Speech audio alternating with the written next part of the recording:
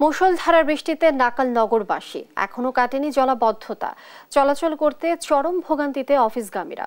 এ নিয়ে দর্শক আরো জানবো। আমাদের সাথে যুক্ত হচ্ছেন রাজধানীর রাজারবাগ এলাকা থেকে সহকর্মী আলিমুজ্জামান সাফওয়ান।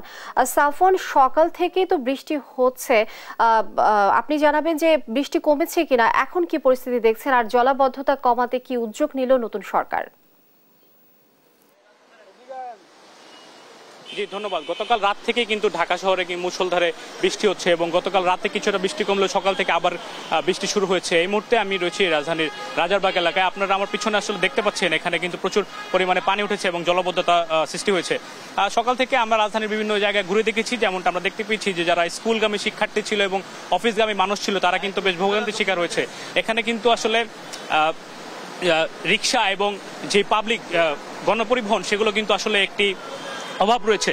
এই মুহূর্তে আমার পিছনে দেখতে পাচ্ছেন রাজারবাগে কিন্তু অনেক মানুষ যানবাহনের জন্য অপেক্ষা করছেন। তারা কিন্তু বিভিন্ন তাদের প্রয়োজনে বেরিয়েছেন, কিন্তু তাদের নির্দিষ্ট সময় তাদের গন্তব্যে পৌঁছাতে পারছেন না। এবং এইখানে যে জলবদ্ধতা সেটি আসলে অনেকদিন যাবত এই জলবদ্ধতা এটি আসলে কখনোই সুরাহা হয়নি। এই মুহূর্তে আমি একজন এলাকাবাসীর সাথে কথা বলতে চাই যে আপনাদের এই এলাকায় কতদিন যাবত এরকম জলাবদ্ধতা এবং আপনাদের কি কি সমস্যা হয়? জি আসসালামু আলাইকুম, আমার নাম মোহাম্মদ সুলতান খান।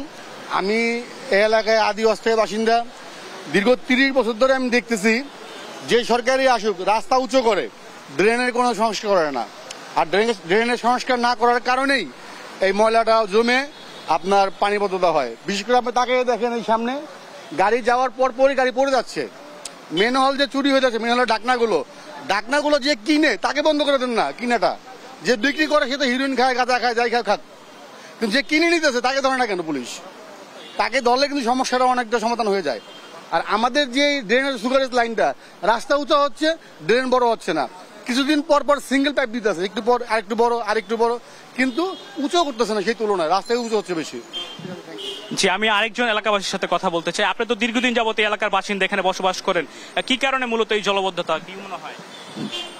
আসসালামু আলাইকুম, আমি নূর মোহাম্মদ মালত। এইখানে দীর্ঘদিন তো আমরা এখানে বসবাস করি।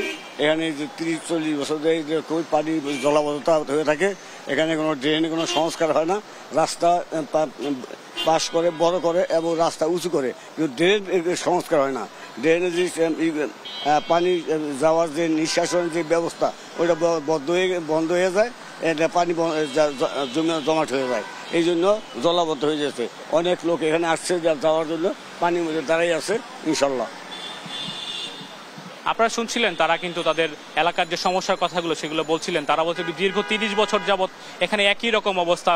যেই সরকারি আসুক না কেন তারা রাস্তা সংস্কার ঠিকই করে, কিন্তু ড্রেনেজ ব্যবস্থার যে উন্নতি সেগুলো কিন্তু তারা খুব একটা নজর দেয় না। মেন হলেরও সমস্যা রয়েছে। এর পাশাপাশি জনগণের যে ভোগান্তি সেগুলো কিন্তু রয়েছে।